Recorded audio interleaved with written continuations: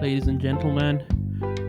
We are on the air with Woolen Men from Portland in Oregon. Am I right? Lawton, welcome to the show. Yes, thanks so much. Glad to be here. Thanks for inviting me.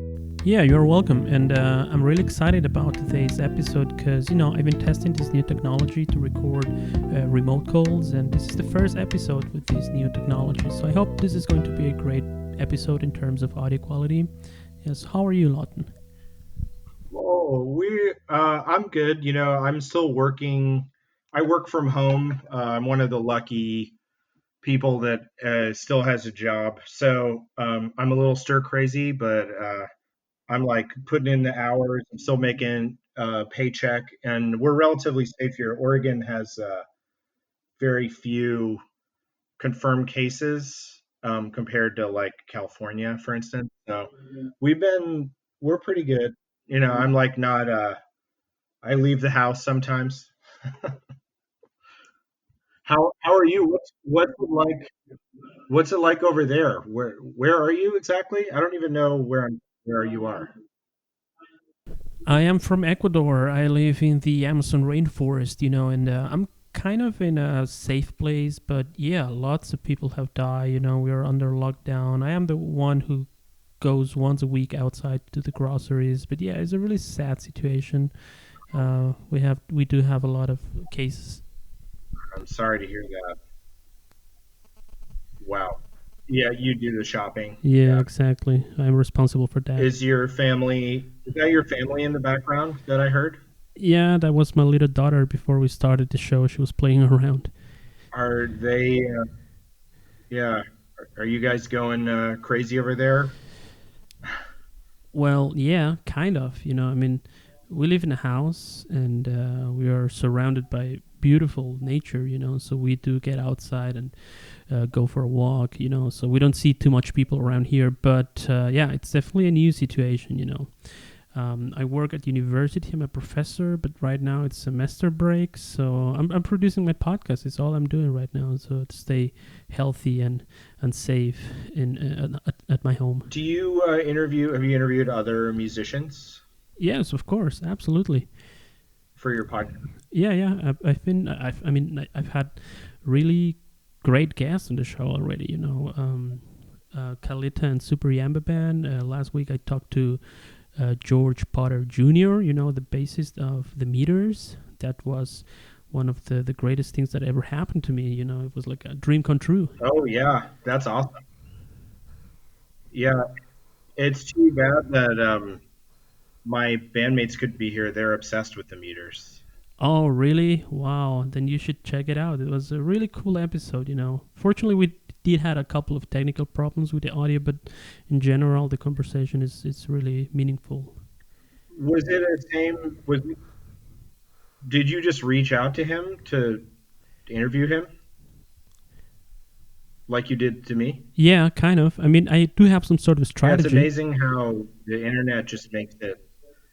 Yeah, internet makes it so easy. yeah, absolutely. And everybody's happy to talk on the internet Yeah, yeah. A year ago to when I anybody, when really. I started producing the podcast, I never thought that I could reach out to some of the people that I grew up admiring. It was like, wow, my heroes and stuff. But yeah, basically, I know how technology works. I've been goofing around with computers for a long time, but basically, I am also the booking agent. Yeah, so the internet, what a crazy place, right? I've noticed that about the internet that it's easier than you would think to just kind of ask somebody if they want to do something, and most of the time they just say yes, Yeah, yeah. especially right Most of the now. time. Most of the time it works. Yeah, and you have been making music for a long time now with Woolen Men. I think you've how many Yeah, albums have you recorded? well, I guess if you count like official records, probably six, but in Six. between that number of releases, there's been quite a few more. We started out when the band first started, we released music primarily on tape, Mm-hmm. like cassette tapes, because Yep. Raphael, my bandmate, had a cassette tape label that Oh, was cool. based out here in Portland. So we put Yeah. out quite a few. Um, tapes of maybe like, I guess you could call them EPs. They would be like maybe 4 to 7 songs.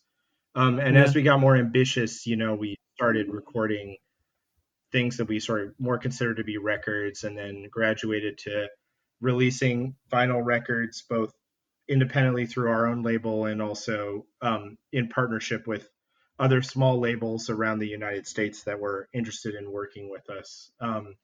Yeah. These days, for the last few records, we've mostly just released our own music through our own label, because I think Yeah. financially that makes the most sense in this music economy that we live in now. So it Absolutely. really, Hmm.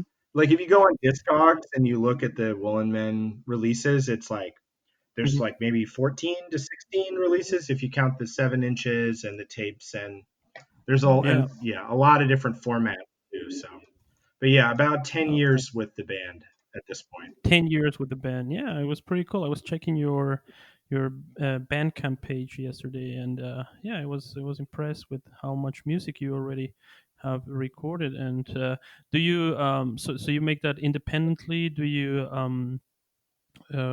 write, record, and produce your music by yourself? And where does the magic take place? Do you have a home studio, or how Well, do you do that? we've worked, yeah, we worked together recording ourselves since the beginning, because we Mhm. all kind of come from like a DIY backgrounds, especially in Portland, sort of pre like Portland's brief fame as a hip place. It was the kind of a city where essentially if you didn't make it yourself, nobody was going to do it for you. There's no real music infrastructure here of any kind. There's no major labels. Nobody's really paying attention to the music that comes out of the city. Yeah. And Hmm. so aside from like people who are already famous, basically, like Elliott Smith or Hmm. something like that. Yeah. So we were very used to from the beginning recording, engineering ourselves. And we now kind of have like a group of people that we work with. We have, I wouldn't really call him a producer. We have like a sound engineer who does Hmm. mixing for us. Hmm. Evan Mirsky, he's mixed like the last two Woolen Men releases, and he's mixing the new. So we just we're just about to release a new single actually, Oh, cool. and When it's coming out? we're uh, it should be out. It's May 8th, Friday, May 8th. Okay, so next week, in 2 weeks, So about. yeah, yeah. It's Hmm. part of a new project that we're doing that's sort of quarantine inspired. That's like a singles club, essentially. Okay. So Okay. instead of releasing records or EPs, we're going to release a single at a time, for the Yeah. next like couple months. We have kind of four Yeah. or five singles in the pipeline in Hmm. various stages of being completed, like mixed or mastered. So we'll be releasing those over the next couple months. It's kind of a new strategy for the band. The Yeah. internet is Absolutely. really single focused. Hmm. Hmm. Like Hmm. the net tends to emphasize like the shock of the new. You know what I'm saying? Like it's always about the, Yeah. the novelty of Yeah. a new toy to play with. So this is like our attempt, I guess, to finally acquiesce to the demands of the market and produce something that Hmm. we can get onto Spotify playlists and things like that. It's a change for the band. We've never really done anything like that before. Yeah, but this is sort of the cool thing about the internet, that we, musicians, podcasters, we all kind of still produce kind of high quality stuff and put it out there. Like, for example, if I think about broadcasting in the 90s, 80s, you get a camera, it costs $2,000, and then what do you want to do with the camera? You cannot edit the video and stuff. So it's the possibilities are so many right now. Yeah, I mean, we were fortunate enough to have a couple of songs like finished or nearly Hmm. finished once the quarantine came down. So Yeah. this is kind of our attempt to like stay active. We're also part of the singles club is that we're hiring uh, artists that we have worked with in the past, or sometimes new artists, to create cover art for each song. And it's Mm-hmm. an attempt to support artists in our community financially, and to work with people. We always tend to work with artists who we admire or people that we want to reach out to and work with. So this is like an Mm-hmm. opportunity to kind of employ people in our community who may or may not have any financial security right now. Um, Oh yeah, that's and it's awesome. been nice Mm-hmm. because we're doing it. Yeah, we're doing it. One cover per song, so we can, as long as we can continue to produce these singles, we can continue to pay the artists too, which has been like Mm-hmm. a nice thing. I really like working with artists uh, with the songwriting, because you get their perspective on what the song is about, and they have their kind of own take on what's going on with the music. And if you do it right, you discover something new about the song through their own eyes, even if you wrote it Yeah, yourself. yeah, yeah. So That's it's cool. been really nice. Yeah. Sounds great. Yeah, awesome. Um, I saw one of your. I was watching one of your videos yesterday, "Temporary Monument," and it says directed and edited by yourself on location in Budapest and Lima, Peru. So you have you been to South America? Have you been traveling a little bit over the last years? Yeah, that video is actually a very long running project. So when I was in college, I studied in Budapest at a Oh, university there called Central European University for a uh semester. huh. It's actually So you George live there? Soros's university. He founded it. Mm-hmm. It's a really remarkable institution. It was founded after the Second World War to foster Mm-hmm. like collaboration between countries that had been under fascist regimes. Um, Yeah. and so I went there and I studied, and I brought along an 8 millimeter camera, Mm-hmm. and Wow. Cool. I shot a bunch of 8 millimeter footage. And Uh huh. then when I was after I left Budapest, my girlfriend, who had also taken a semester off, was teaching English in Lima. So instead of going back to the United Oh, States, I went to see her in Lima, and I brought the you camera took with it. me, and I had Oh, okay. maybe 12 more minutes of cartridge footage. And then Mm-hmm. after I shot all that footage, it stayed in my refrigerator for about maybe 4 years, 4 or 5 years. Because Mm-hmm. I don't know if you know, but producing, like exposing 8 millimeter footage is very expensive. Yeah. There's actually very few places in the United States that will even do it anymore. I think there's like Yeah. one Yeah. on the West Coast. You're right.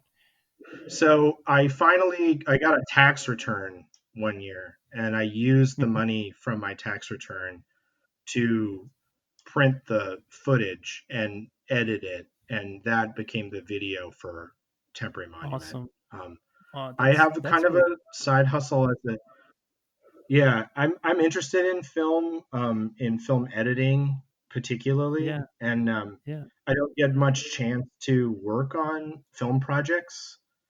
Mm-hmm. So when it's similar to the band, it's like if you want to work on a project, you have to make it for yourself. So you'll notice that there are actually a couple of the music videos that I directed and edited, and that's really because I was interested in doing video projects. Yeah. Um, Yeah. They are and pretty that awesome. was one of the first ones. I thought it came out pretty nice. That when I was Yeah. in Budapest, the footage in the graveyards is all from like a communist. Well, it's kind of complicated. Like, do you recall the footage in the video that's of kind of these monumental sculptures of Mm-hmm. like workers? So what those sculptures are is it's like after Budapest was liberated from the uh, Nazi Party, the communists came in and they took a lot of the statues that had been in the city, and they piled them into this essentially like a graveyard for military propaganda. Hmm. which is what you're seeing when you see that footage. It's an amazing place. It's kind of a graveyard of That's ideology. interesting. That's interesting. I don't remember being there because I've been to Budapest. And I love it. It's a beautiful city, right? Yeah, I was actually pretty miserable when I was there, but now I wish I could go back. Now I miss it. Yeah. So you studied there, and then you went to Peru. Did you travel around South America too, or just Peru? Just Peru, because that was where my girlfriend was at the time. Although Yeah, we did do a little bit of traveling within Peru. That was in Peru. maybe in like maybe 2011 or something like that. I'm really bad with dates, so that I'm the wrong person Yeah. to ask about dates. But that was where that's where that footage came from. And the farther I get away from it, the more it feels like a real time capsule to me. And I'm glad that I carted that stupid 8 millimeter camera around with me. At the time, I remember Yeah. thinking like, what if I shoot all this and it's none of it comes out because I didn't have a light meter or anything. Hmm. Um, so it was all just kind of an experiment on my part. Yeah. Yeah, cool. So, talking about your music now, what are some of the bands or artists that influence you the most? Like, what was sort of the first band that really spoke to you? Do you have any kind of memories about? Yeah, of course. Uh, I mean, every musician has influences like yeah, that. I think yeah, that for Woolen Men, it was probably like locally in Portland, it was the Wipers. If you're familiar with them, do you know them Wiper. at all? Yeah. Hmm. Have you heard of that band?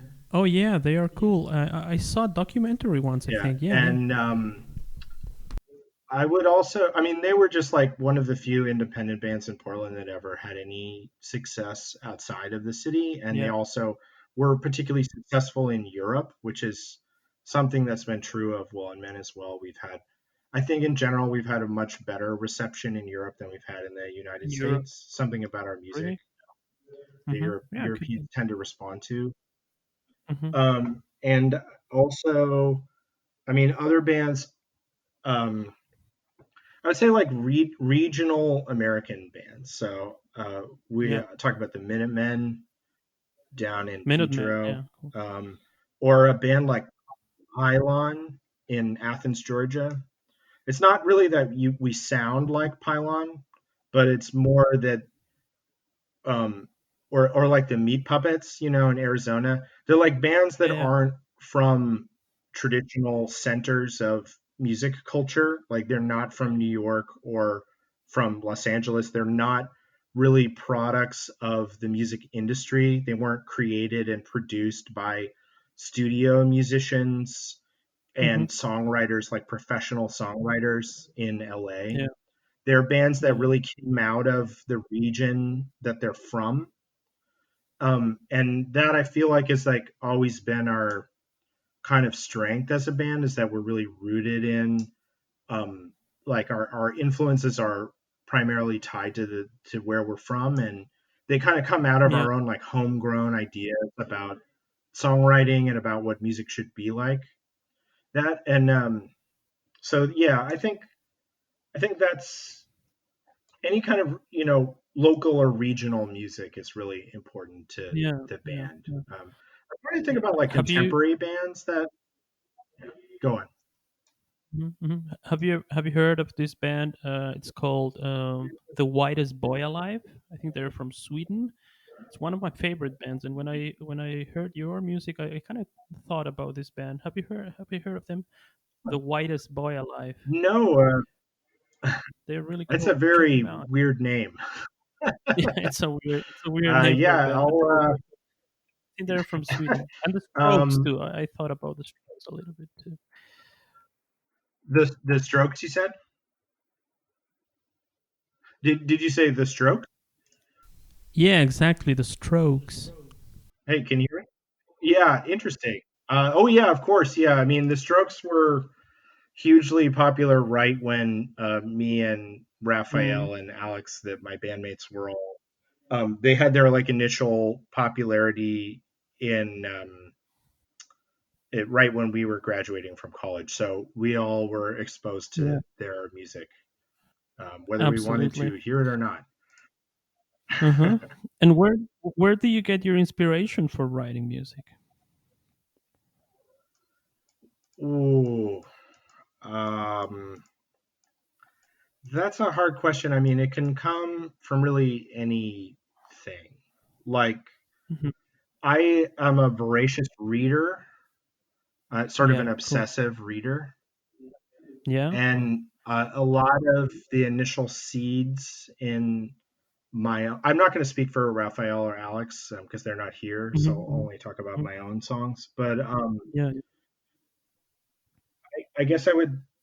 It's often something that you wouldn't expect, a sort of a trigger that gives an initial seed or an idea for a song, and then that can usually sometimes it can sit around for a long time. You know, I'll often like take a note on my Yeah. phone, like just like a real Hmm. quick note about a title of something that I'm interested in or an idea. So sometimes it starts from the lyrics, from a lyric or a title, and then other times it starts from like a melody or a phrase, musically, Hmm. and then you have to kind of build it from there.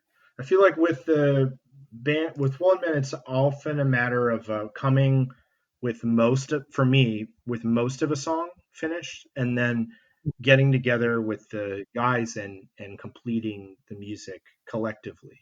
And there's Yeah. some sort of alchemy that happens there with with their um, sensibilities where they Hmm. transform the song.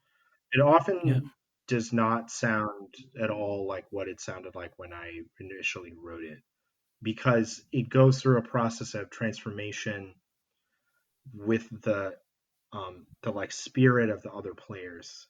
We've been Yeah. playing together for a long time, and so we sort of Yeah. understand a little bit about what we're looking for from each other too. But That's cool. that's I think that it's really important with Woolen Men to always be ready to be surprised. Um, Mhm. and So sometimes the best ideas that we have come from an accident, for instance. That's really common. It's like a mistake or an accident in a yeah. demo recording will become the basis of the song at the end.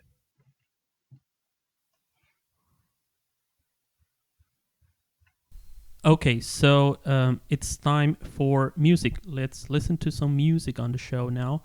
You are going to hear the song K Punk. Yes, K Punk. K Punk. Some people have told me that they love the show, they love the podcast, but they think that I am a little bit too serious, like I have to laugh more or be a little bit more entertaining. And yeah, so I thought I will repeat the word K punk, K punk, K punk, K punk, K punk, K punk until you laugh and until I laugh because it's so ridiculous to repeat a word so many times. And this is the coolest thing about doing a podcast. You know, I can repeat the word K punk, K punk, K punk, K punk so much as I want to. And yeah, so and, you know, it's kind of. I mean, I love doing this. Doing this podcast is such a great experience, and but it's also sometimes a little bit stressful. So if I may sound a little bit serious on one of the shows, or sometimes it's just because, you know, I have to think in English and in German and Spanish, you know, and the pandemic, and my daughter is crying, you know. So sometimes the whole thing is driving me crazy, but I enjoy it and I love doing this, and just the fact of the matter that I have been so lucky to talk to so many great artists, and it's a reason why I'm still doing this, you know, by my own.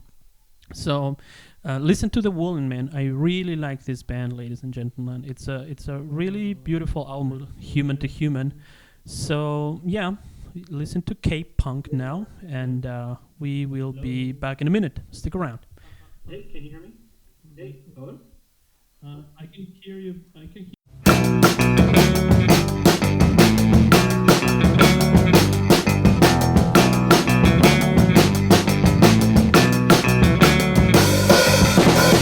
The clowns in the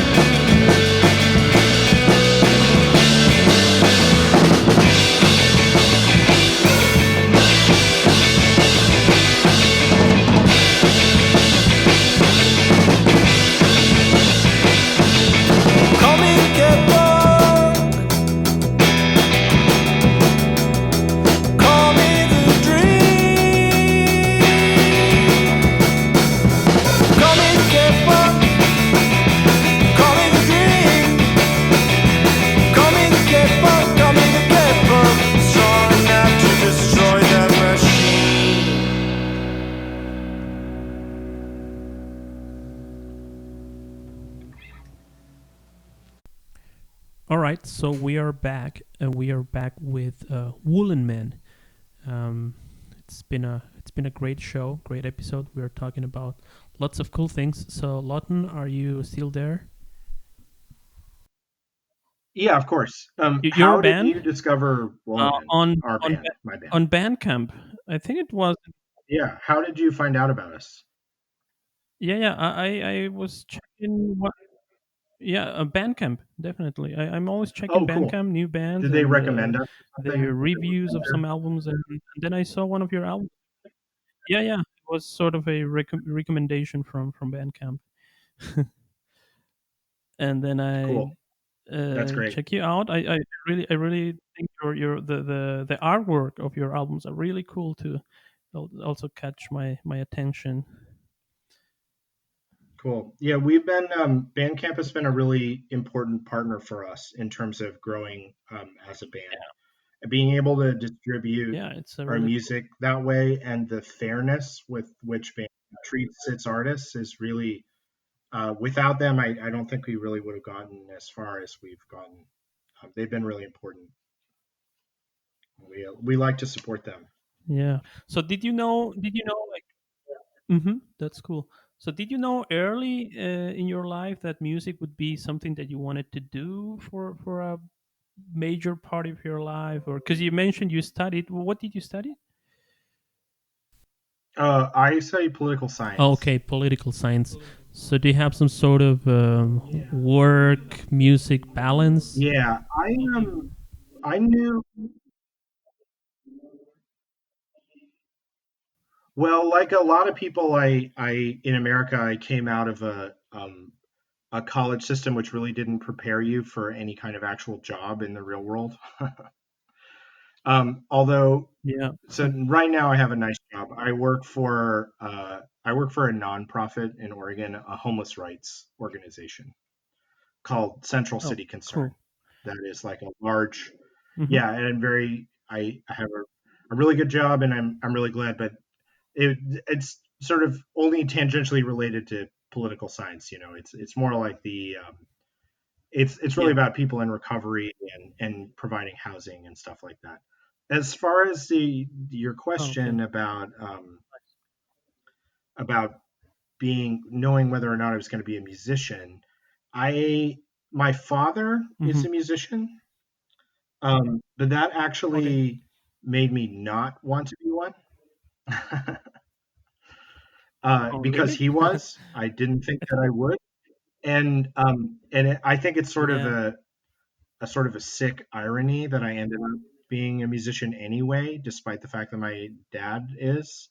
I did have a guitar in high school, which Hmm. I screwed around on in the hopes that it would, get me some girls. It didn't really get me any girls, and I was not very good at guitar. I Yeah. think it was really meeting Raphael that helped me to like be um, it was his recording practice and also our kind of mutual obsession with well, the music that we thought was cool at the time, like I don't know, like the DBs or the Feelies. Do you know that band, the Feelies? Yeah. No, no, I don't think Yeah. so. Oh, they're really cool. You should check them out. They're a Yeah. great like 80s alternative Yeah. rock guitar band from New Really Jersey. cool. They're really cool. I'll, They're great. Yeah, I'll, you'll I'll do that. Yeah. yeah, the Feelies. Yeah, they're really good. Um, so once Okay. we got together and started songwriting, it was really when Alex showed up. Alex is the guy who plays bass in the band. That we realized like we had Yeah. a band. Like we could write music together. It's funny. I've been talking about a bunch of music, and you asked about influences earlier, but I didn't mention what was probably the biggest early influence on Woolen Hmm. Men. Not so much these days, but when we started, it was like really the reason why I think the Hmm. band started, and that's a New Zealand band called the Clean. Yeah. Oh, really? Yeah, that I don't that know them. band. Well, what's the name of the Yeah, band again? They're called the Uh-huh. Clean. From New Zealand. Clean, like Clean. Uh-huh. Yeah, they are probably the biggest C-A-N. early influence on Woolen Men. And once you hear the Clean, you'll Oh, hear the okay. influence. Like in our early recordings and in our first record, it's like very strong. And we got Yeah. comparisons to them from like the press and stuff, which is cool. I mean, Uh-huh. I love the Clean. I still love that band. They're very similar to us. You know, they're Yeah, three yeah. young men, not so young now, from a kind of obscure place. They recorded their own music. Um, they're kind of eccentric in their. They're Uh-huh. wonderful. They're really a wonderful group. Yeah, I'm gonna check them out right after the podcast. Yeah, you should. Yeah, yeah, please do. They're so good. Yeah, You won't regret absolutely. it. That's cool. That's cool. Are you playing any live shows right now during the pandemic on Instagram or Facebook? I mean, Sadly, Instagram is sadly, full of live no. shows. I can Oh, unbelievable. you mean like live on the internet, Yeah, yeah. There are like lots that, of bands like right now on live? Instagram and Facebook. They're playing live shows. Yeah, Huh? it's crazy. I can't imagine doing that. That just seems really weird to me. Yeah, As a performer take a I cost a little really bit need here, but an it's audience. Like I guess I'm very used to like being able to interact with an audience and kind of feel like the response to an yeah, audience. And the idea of yeah, performing, yeah, making a digital representation is a little bit it makes me feel kind of weird thinking about it.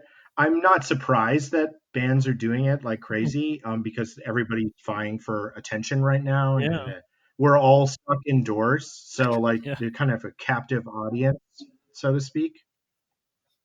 yeah, I suppose we could yeah. try it. I cannot imagine that the guys would be into it though. I don't know. Maybe they would. I just did that. Um, it never the thought never crossed my mind. I thought you were going to ask about whether were playing shows like in clubs. We did have a couple of shows lined up in California right before the that coronavirus hit. that So was the next question. we Yes, were after after COVID. Yeah, like after COVID is over. yeah, exactly. Yeah, I would love, well, particularly now, I would love to go on Where the road. I think before we could kind of take it or leave it, but now that we've been all stuck indoors for so long and we're so restless, I would be very happy to get out and play more shows. I would even play bad shows. I just want to play some music in front of an audience again. I miss it like crazy. yeah, absolutely, absolutely. But I think that's kind of the cool thing about this. We are all inside all the time, and the moment when this thing is over and we can go outside, I think we're going to enjoy more those moments, like Yeah, a gig in a I've talked bar, about that. just hanging out Yeah, I with talked about that with my wife, friends. how crazy people are going to go when they finally get to be out in public again. And I admit I'm looking forward to it. Yeah. I'm looking forward to seeing some energy from people and not have them be so anesthetized. I think it's going to take a little while to kind of relearn how to be out in public. Some people are probably going to be afraid, Hmm. and others will. And I don't know if you've seen like news. In California, there's like tons of people out in the beaches, even though they have all this. There's like a Hmm. lot. People go to the Yeah. beaches, but I imagine it's pretty weird on those beaches. Like it's not quite normal. Um, I mean, yes, it's so it, weird with this virus, right? For some people, it's a death sentence, and other people don't even have symptoms. yeah, it has a kind of a random power to it that makes it very hard to anticipate what exactly is right for you or for your family. I've been Mhm. pretty like I go shopping. I don't wear a mask usually, because I just there are so few cases in Oregon, and it hasn't really been. But I'm definitely in the minority. You don't and wear a I mask know there's some anymore? people. I have not been wearing a mask when I go out. Um, there are lots of people that don't here. Um, Mm-hmm. but Okay. then I know I'm in the minority when it comes to that. That most folks are like Yeah. really gearing up. Even though there's only 600 reported cases in Oregon, it's like um, they're still afraid, and uh, I don't blame them.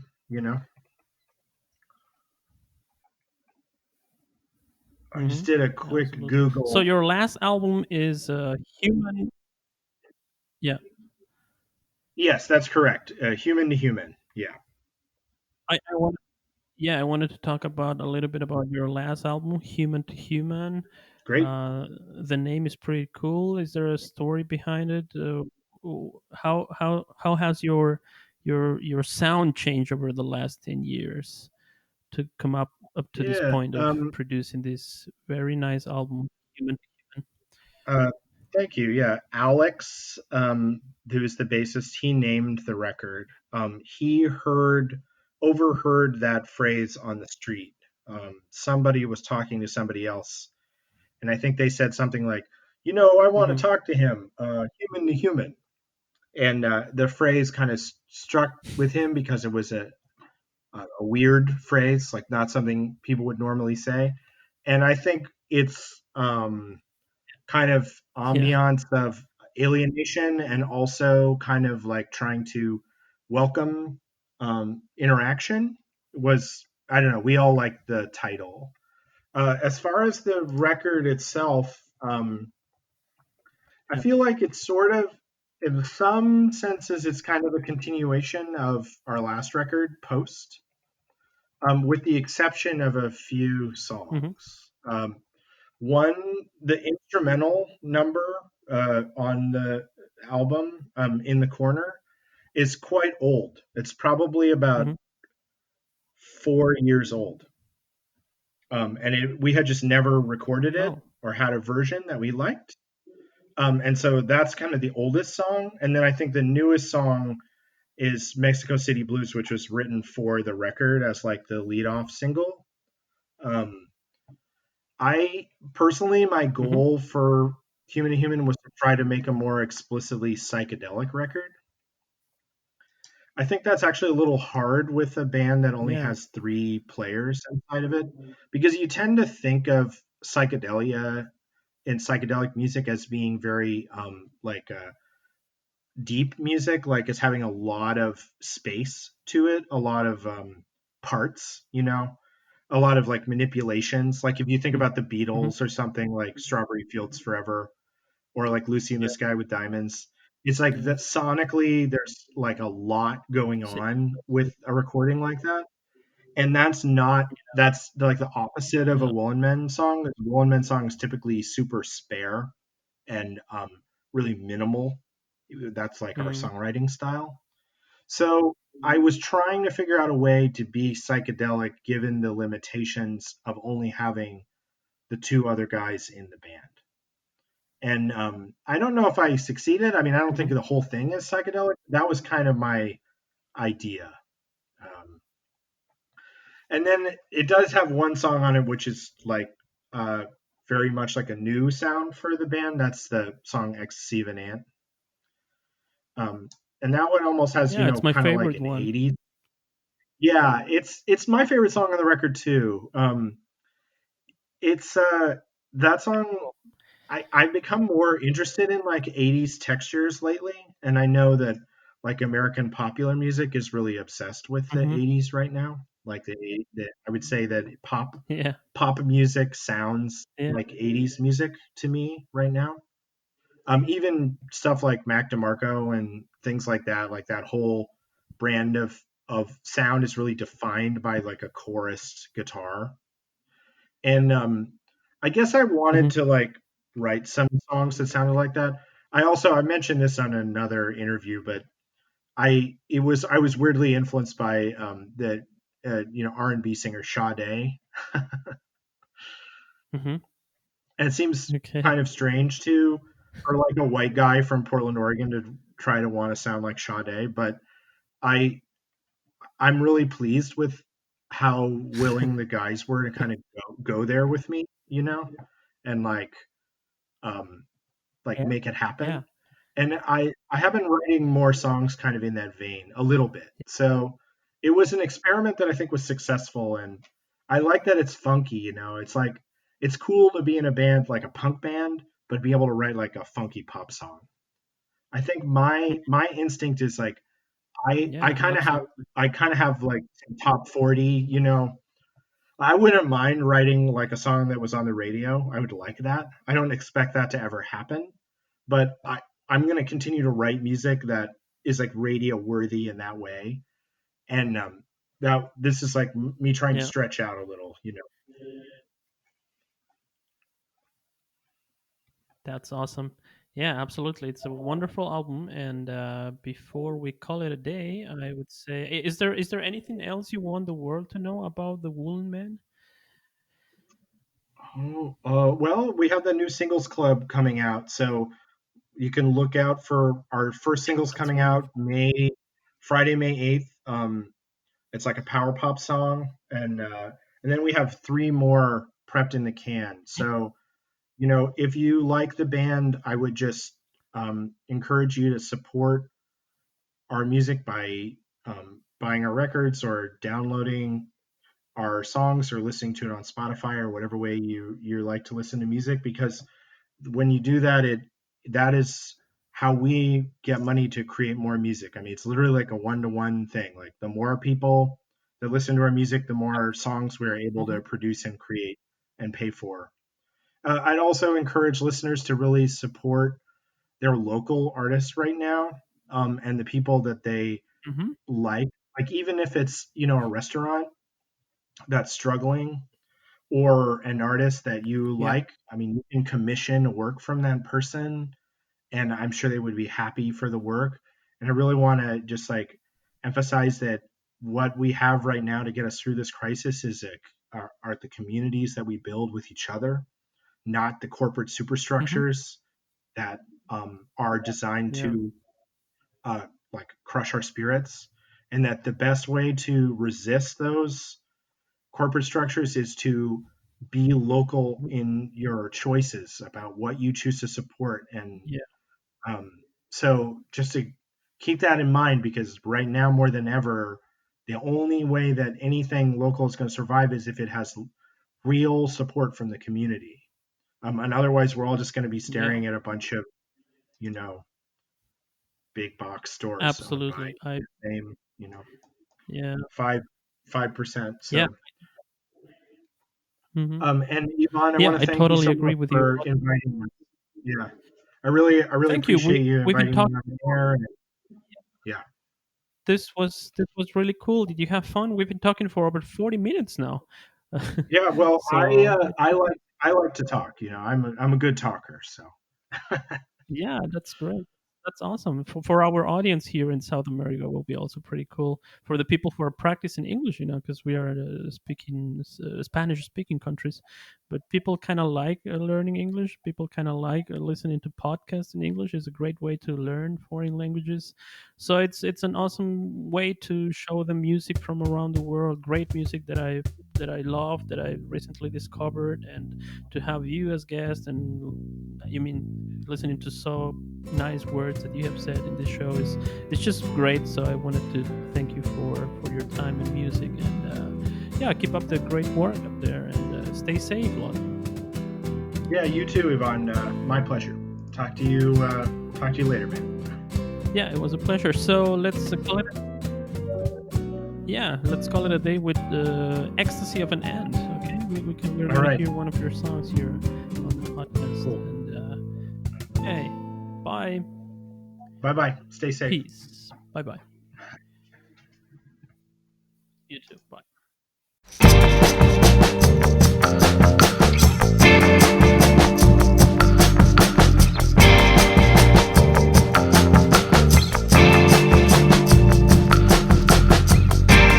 React, beginning. What a life, be a rider. Contact.